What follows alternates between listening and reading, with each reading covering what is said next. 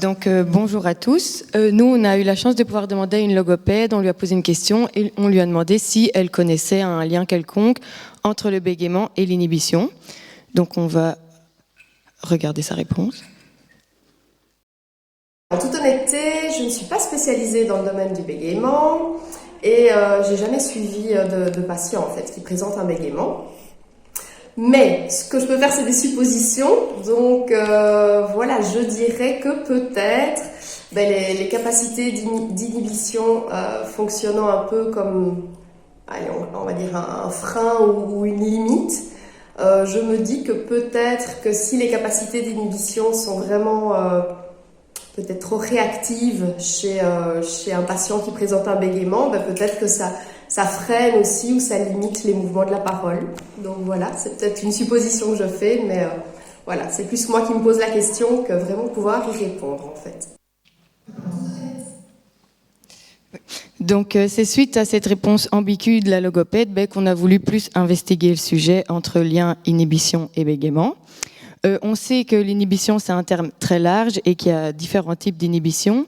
Nous, on va vous présenter plutôt l'inhibition non sélective parce que c'est là-dessus que les auteurs de notre article se focalisent. Et donc, cette inhibition, elle permet vraiment la suppression totale de toute réponse, que ça soit motrice ou verbale.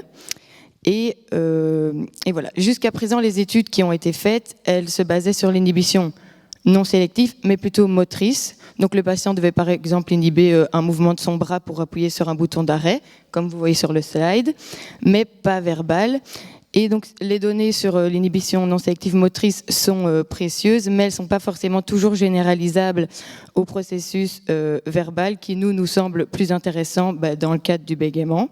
Et donc c'est là que les auteurs de notre article se démarquent un peu. Eux, ils vont vraiment se focaliser sur l'inhibition non sélective verbale et c'est pour cette originalité de la question de recherche qu'on a choisi d'investiguer cet article. Donc, cette étude a été organisée autour de 34 participants. Il y avait des personnes qui bégayaient et des personnes qui ne bégayaient pas. Et donc, ils devaient passer des tâches pour évaluer deux types d'inhibition, donc leur inhibition motrice et leur inhibition verbale. Pour tester la tâche d'inhibition motrice, du coup, les patients devaient cliquer sur les flèches de leur clavier en fonction de la consigne et aussi en fonction du type de stimulus. Et lorsque le stimulus changeait de couleur pendant la passation, le participant devait retenir son envie de continuer à cliquer sur les touches pendant la passation. Et pour la tâche testant l'inhibition verbale, il s'agissait du même type de consigne, juste que le patient devait cette fois-ci dénommer oralement les stimulus présentés. Et donc la durée pendant laquelle le stimulus restait blanc sur l'écran variait en fonction de si le patient réussissait ou s'il échouait à la tentative d'inhibition précédente. Donc depuis le début de notre présentation, on vous a en quelque sorte incité à vous questionner sur l'inhibition.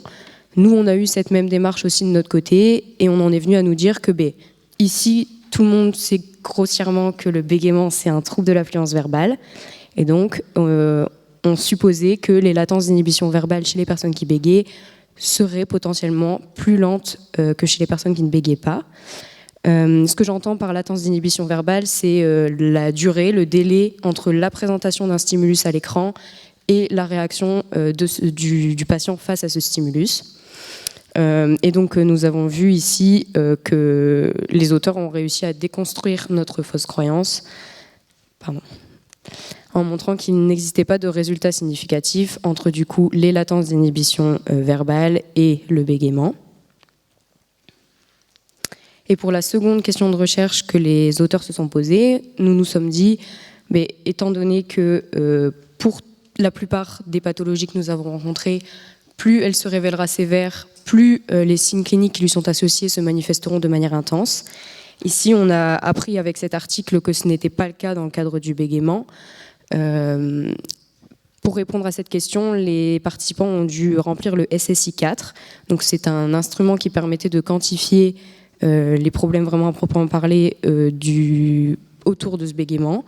Et du coup, nous voyons qu'ils n'ont pas réussi à trouver de résultats significatifs entre les latences d'inhibition verbale et la sévérité du bégaiement. Alors finalement, nous nous sommes intéressés à l'impact que pouvait avoir le ressenti du patient vis-à-vis de son bégaiement sur l'inhibition verbale. Alors pour répondre à cette question, les chercheurs ont fait passer l'OASIS au sujet. Donc l'OASIS, c'est un outil permettant d'évaluer l'impact du bégaiement sur la vie quotidienne des personnes qui bégayent. Donc ici, on peut remarquer qu'il y a un lien significatif entre ces deux choses. Et donc de ce fait, l'inhibition verbale peut, dans certains cas, être impactée par l'expérience de la personne qui bégaye. Donc les résultats à l'OASIS peuvent donc prédire de manière significative les résultats lors des tâches d'inhibition verbale. Cependant, il est très important de bien garder en tête que ce n'est pas généralisable et qu'il n'existe pas forcément toujours un lien entre les deux. Je suis très rouge. Nous arrivons à la fin de notre présentation et on aimerait que vous reteniez deux choses. La première est que nous ne pouvons pas associer inhibition et bégaiement. Donc il est très important de rester prudent face à cela, car il se peut qu'une personne qui bégaye ait des problèmes d'inhibition, de la même manière qu'une personne qui ne bégaye pas et vice-versa. Donc en effet, ne connaissant pas les causes et les manifestations physiques du bégaiement, il nous semble logique qu'une généralisation soit impossible. La deuxième chose sur laquelle on voulait insister, c'est le seul résultat significatif que les auteurs ont trouvé. Et donc ce résultat dit qu'il peut y avoir un impact de comment la personne qui bégaye vit son trouble au quotidien sur l'inhibition verbale. Et donc on se dit que c'est quelque chose à quand même faire attention lors de la prise en charge, avoir toutes ces idées en tête.